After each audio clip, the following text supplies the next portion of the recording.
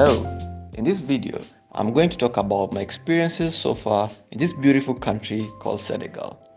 Thank you so much, by the way, for everyone who has been watching and subscribing to my channel. Well, it means a lot, and I hope you learn a thing or two from them. So without further ado, I want to get down into the few things that I've learned in the 2 weeks that I've been here. First of all, this video will be incredibly long if I was to talk about everything that I've gone through, but then I'll try to simplify it into 6 major experiences that I've gone through. I know maybe I'll miss some few facts here and there, but then I plan to do a part 2 of this video because I know I'll miss out on very key details which I think are very useful for anyone who wants to know about Senegal or anyone who's planning to come and visit or stay in Senegal. So yeah, the first thing, really not an experience, but something that I noticed while I just set foot in Senegal. So in Senegal, cars are driven on the right hand side of the road. That means the driver's seat is on the left. Yeah, that was a bit odd in the beginning since I'm used to being in cars with driver's seat on the right. This is how odd that is or how different it feels once you sit as a passenger on the seat that you usually know and believe to be the driver's seat. So yeah, the first thing I noticed, well, not really the first thing I noticed was that this place is extremely hot. Yeah, I love hot places, but then 28, 30 degrees is very hot. Apart from noticing that it is very hot, I also noticed that, yeah, the car's hand side, uh, it felt so different. I mean, since I was born, I've only visited countries where the driver's seat is on the right. But this is the first time I'm in a country where the driver's seat happens to be on the left. It was a very different experience. However, it's something that uh, with time you get used to it, and I think so far I'm used to it. And even crossing the road, it was a bit of a challenge because now since that driving on the right hand side of the road, it means you have to walk on the left side, and when you're checking the roads you have to all of a sudden look at the opposite side, if you get what I mean, compared to say in Britain or in Kenya where the cars are driven on the left hand side. Yeah, I mean that was one of the few things I noticed, and with time I'm embracing it, and I believe by the time I'm leaving Senegal it won't be as odd as it is right now. So yeah, that was the first thing I noticed. The second thing that I noticed, and it's a bit obvious, is the Senegalese people, together with many West African countries like Benin, Burkina Faso, Guinea-Bissau, Cote d'Ivoire, Mali, Niger, Togo, use the franc CFA as their currency. So yeah, I like the idea that they have a single currency in the West African states. However, there's been a lot of debate on whether the West African franc CFA serves as a way for France to keep its influence in the region. Yeah, I mean, I don't know how you'll see it, but then based on some of the rules, one of the rules is that the currency, the countries which use the currency have to keep at least 50% of their foreign assets in French treasury. Well, some see this as a way of keeping the currency stable, while others see it as a way of French undermining the independence of these countries. Again, I don't know how you feel about this, but then this is something I'll also love to talk about in my future videos where I focus mostly on the economics part of it. In this video, mainly I'm going to focus more on the travel without the controversies, but later on we'll dive into the issue that is the franc CFA. So yeah, that's another thing that I noticed, and as it stands right now, the franc CFA, I guess $1 to the franc CFA is around 1 to 700 or 1 to 700, 1 to 800, around that region. So it's really not a very strong currency, but then yeah, it does the work for them. And the fact that you can go to Burkina Faso or you can go to Benin without having to change money is something that is really commendable, apart from the fact that the French government has to be involved. The third thing that anyone who is new to Senegal or who is new to Dakar will realize is that the cost of living is extremely high. Yeah, I mean, the cost of living here is extremely high. House rent is extremely high. I'm lucky that I don't have to pay house rent because my sponsors were very kind to give me an accommodation. So yeah, that is one of the expenses I get not to pay. But then I have to buy food, and I spend about 13 pounds on 13 pounds, around 2,000 Kenya shillings on my transport to and fro transport, and lunch. So that's about 2,000 or 13 pounds per day on just transport and lunch. I don't live very far. If you are in Kenya, if I could like equate the distance, it's probably from Nairobi CBD to say around Kasarani, around Kasarani Stadium. So yeah, I live. That's not a very big distance to be spending about 2,000 every day on transport. So that's how expensive it is. If you are to buy a kilogram of meat goes for 14 pounds, 13 to 14 pounds. That's around 2,000 Kenya shillings, and that goes for say a kilogram of chicken thighs as well. It's a very expensive place. Uh, if you're vegetarian, there's very good news for you. You'll save more because the vegetarian diet is a bit affordable for many people. For instance, for just 3 pounds or 500 Kenya shillings, you can have a meal, good meal, enough for 2 to 3 days. And that's assuming you are taking it for breakfast. No, not breakfast really, but for lunch and dinner. So you can budget for 3 pounds per 2 to 3 days, which is a bit cheap. And I guess that's one of the things that will make me or will force me to go into the vegetarian diet, like with everything I got, because the cost of living is not a cheap city to live in. Probably other places in Senegal is cheaper, but then so far in Dakar it's an expensive place to live in. So yeah, that was the third thing I noticed about this beautiful place called Senegal.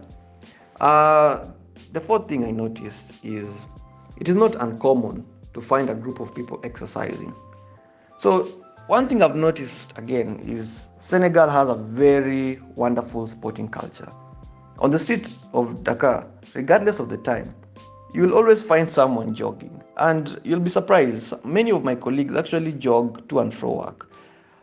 I mean, it's a very hot place. Sometimes it gets to around 34 degrees Celsius, and you'll think that with this very hot place people may not be exercising, but it's the opposite. People exercise here a lot.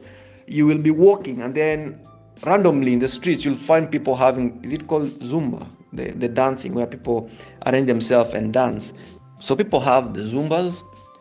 People run a lot, and it's a coastal city, so you are near the sea. So people usually go in the shores of the sea, and train, kick the ball, and do a lot of exercises. I think that's a very good culture that they have over here, and that just pushes you. For instance, if you come from a place where it's not as hot as these, why are you not exercising? I think it's a very good sporting culture, and I guess that's why probably their football team and to most cases even their basketball team are doing very well, because it's something that they're built upon. And you'll even notice that small kids are jogging, like very young kids are jogging. So it's something that is passed down from an early age. You're told about these things from a very early age. Well, the fifth thing I noticed in my 2 week stay in Senegal so far is that they have a very amazing coffee, and it's arguably very cheap for Dakar, which I had earlier said is very expensive. I'm usually a tea guy. I like tea, and people who know me know that I can live on tea alone, literally. But then when I came to Dakar, I noticed that they have this very nice coffee, and it's only going for around 100 CFA franc. To convert 100 CFA franc, it's less than a pound. It's less than even 50p, the British pound, uh, or equivalent is less than say 40 shillings, Kenya shillings. And it's really nice. For that price you get some quality drink.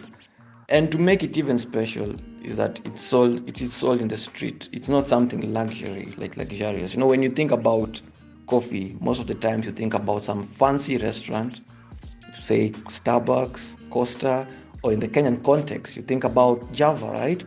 But here it's sold in the street. It's like what can I think about? Like smoky in Kenya, smoky omtura in Kenya. So that's coffee for you. It's cheap, it's available, and people like it so much. And I've also fallen in love with it. That's one thing that I have to confess, I drink like at least 2 cups of coffee every single day from the streets. When I'm off work, before I get into my accommodation, I have to get a cup of coffee. It's really, really nice.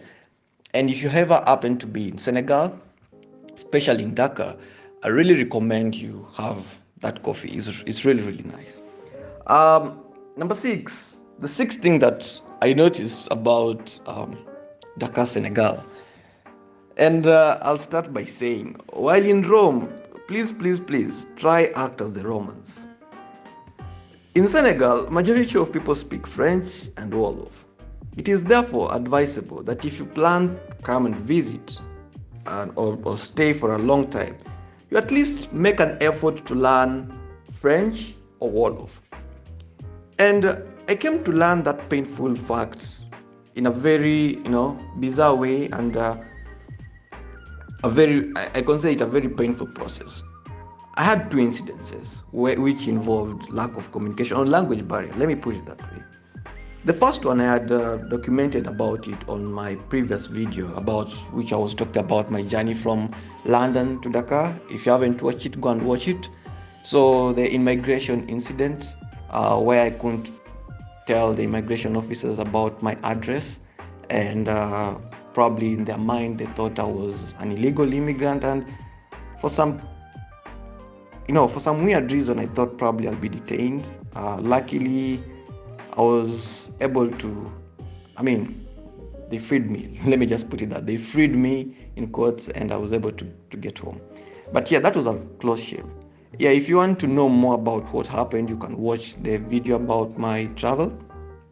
The second incident was rather funny, and it involved a taxi driver. So, I don't speak French. Well, right now I'm learning. At least I can say a line or two in French, and that's a very big improvement. For 2 weeks to learn a line or two in French, like complex lines, not just like bonjour, comment ça va, like complex things. I can at least tell the taxi driver where I'm going, and this is how I learned it. So I left work and I had to get home. I live in a place called Mermoz. I don't know if I'm pronouncing it well, Mermoz. And I work in a certain area called Marist. I can't really pronounce. I don't know if I'm pronouncing it well. So it's about I don't know. It's not a very long journey, as I tried to equate it earlier on, using Nairobi CBD and Kasarani. So I take this taxi, and I tell him I'm going to Mermoz, and I tell him I only have 2,000 CFA francs, and he says okay. So I get in and I direct him to where I'm going. We develop kind of a bond, and we talk about, well, we can't communicate, yes, but at least he can get a few things. There's this very prominent person in Senegal. They call him Sheikh Hamad Bamba, and the Senegalese people really like him. They have stickers of him in all public transport. If you come to Dakar, you'll not fail to notice the photos and the stickers of Sheikh Hamad Bamba. So I asked him, who is this guy? Because I keep on seeing him. I was pointing at Sheikh Hamad Bamba. And he told me it's called Sheikh Hamad Bamba. So that's how I knew his name. And he told me how to say left. Left is Lagouche, I guess, right? And right is Ardrat. I don't know really, something like that. So yeah, we was sort of having a small bond in the taxi. And I thought the journey will be nice. Well, the journey was really, really nice.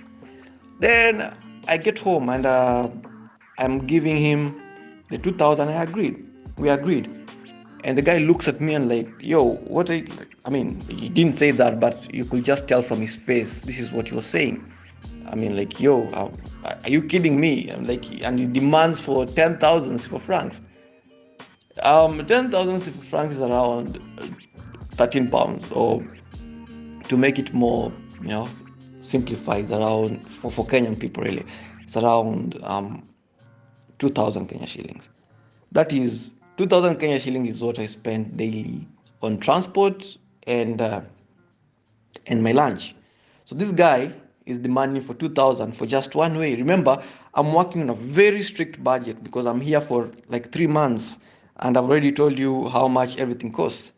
So we end up arguing, and I tell him that's not what we agreed on, but he insists that he wants 10,000.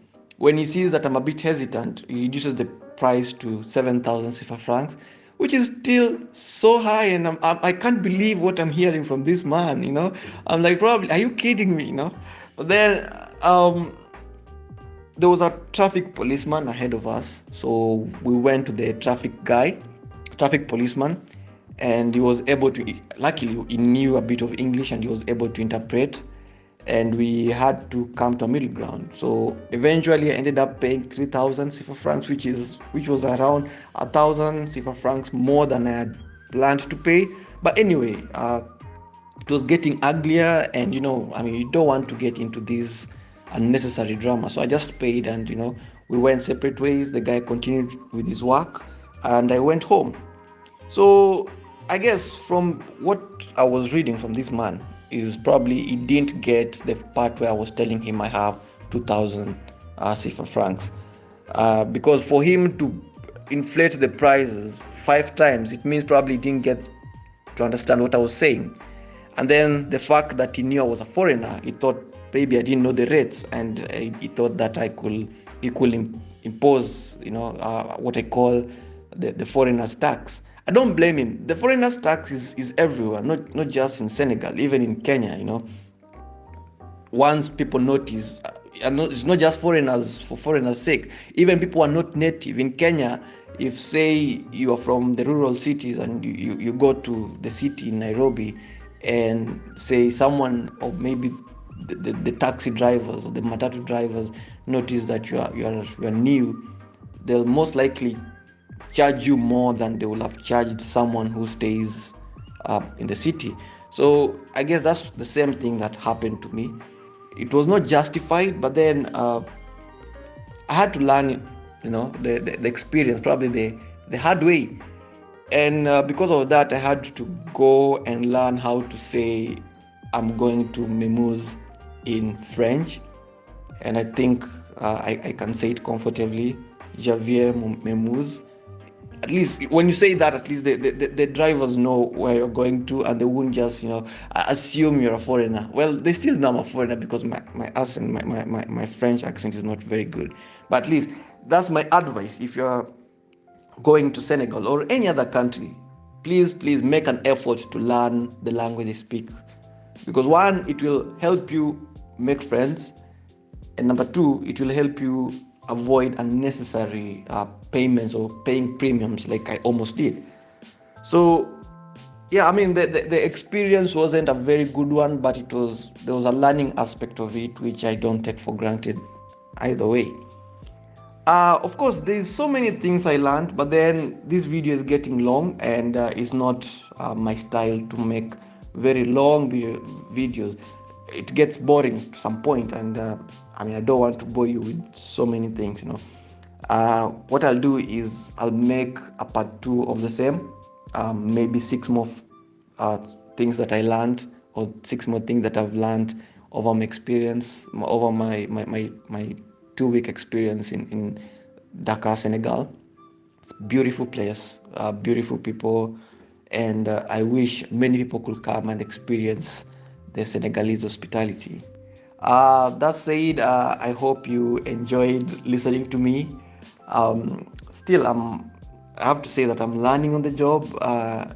Probably you could notice I'm still new on YouTube, but with that, I'm making my best efforts at least to make the videos quality and to be up to the standards which are required. Again, as I usually say at the end of my videos, if what I'm making is your kind of thing, this type of videos that you like consuming, I'd really urge that you subscribe, you like, and probably share with your friends so that we can grow this community and maybe get more enthusiastic in making the videos. Of course, I still make the videos even if there's no one watching them, even if there's no one subscribing to them. But then it will mean a lot if someone subscribes and shares and likes them, or maybe just leaving a comment saying that they learned a thing or two. Next week, I'd probably do a part two of the same. Um, and yeah, there's just so much I have to share with you guys, and I really enjoy sharing everything that I learn. I guess this YouTube experience is not as bad as I thought. uh, I leave you for a while. We'll learn more as the days continue. As I say, my name is Ian Odhiambo, and bye bye.